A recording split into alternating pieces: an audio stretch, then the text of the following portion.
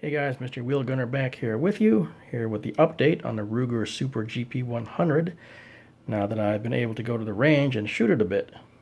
Now as you can see, I'm wearing gloves and long sleeves. I got into some poison sumac while working in the yard, and I'm already healing up, but the blisters are all dried and they're getting all scabbed over and flaking off, so it still looks horrific.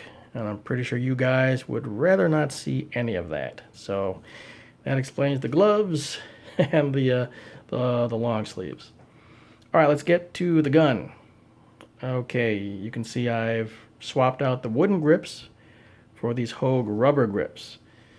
Nothing wrong with the wooden grips. They are actually comfortable.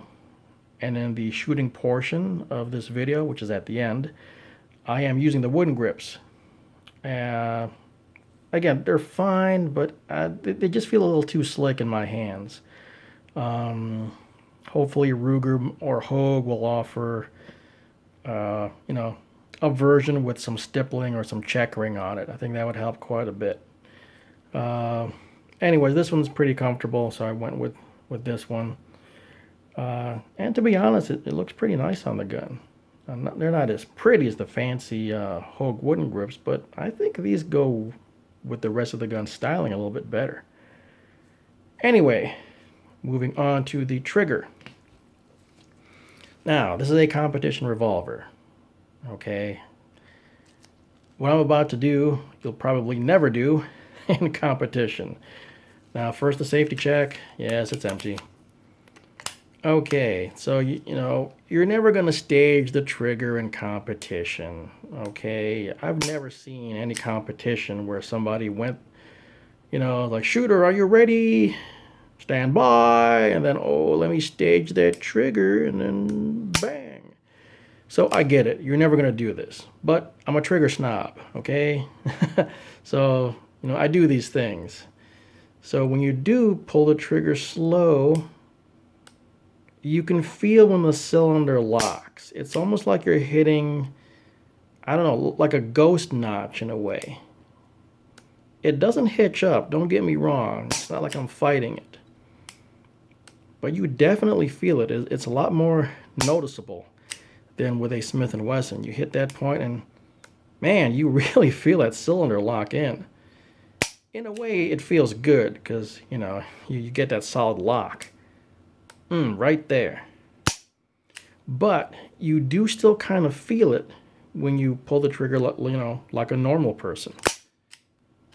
You do still kind of feel that in there. It's not a deal breaker, don't get me wrong. Okay? And the more you shoot this, the more you get used to it, and the less you notice it. But it is there. It's something that I just, kind of had to get used to because it felt a little different than the Smith & Wessons that I'm used to. Again, not a deal breaker, just something that I noticed. Now, let's get to single action mode. This is amazing. So let's cock the hammer. Watch me roll that trigger in. Right there, click, and no more movement. Yep, you're at the trigger stop. Once again, watch me slowly roll that trigger in.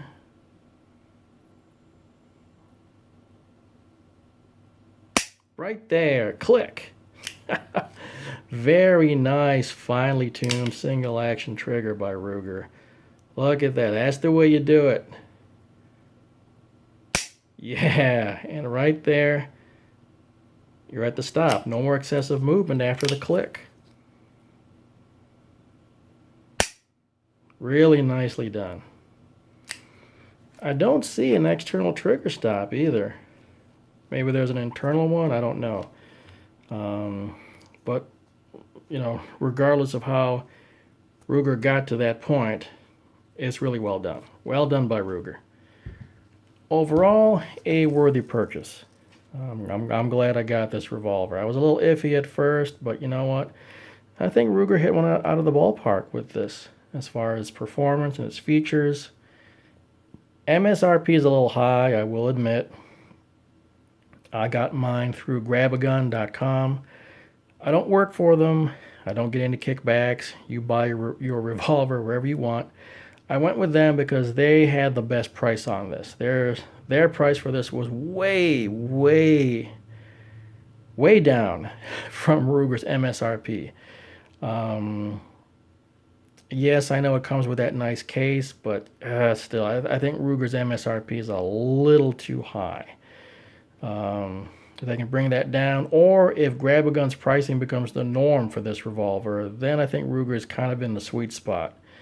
But I really wouldn't.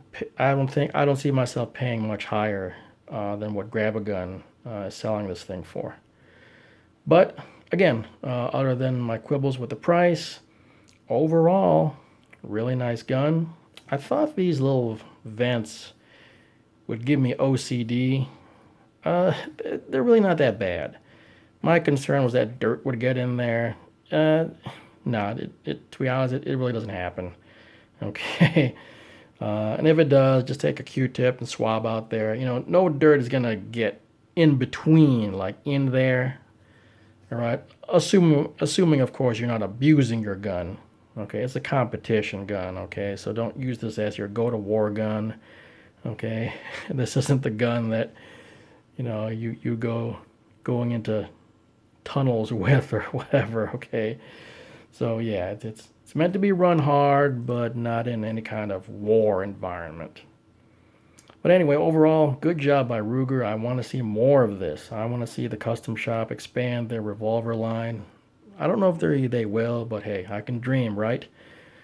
I want to see a 44 Magnum competition revolver from the custom shop to go head to head with the Smith & Wesson Performance Center 44 Magnum revolvers. Wouldn't that be good? Wouldn't that be great? But anyway, that's about it for this little update. A really, really, really, really great revolver from the custom shop. All right, you're at the shooting portion of the video.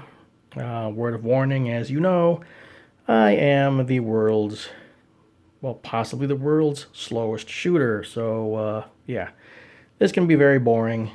So feel free to skip it. Unless, of course, you're suffering from insomnia, this might help you get to sleep. Now, you'll notice I missed quite a few times. This is not the revolver's fault. It's mostly mine.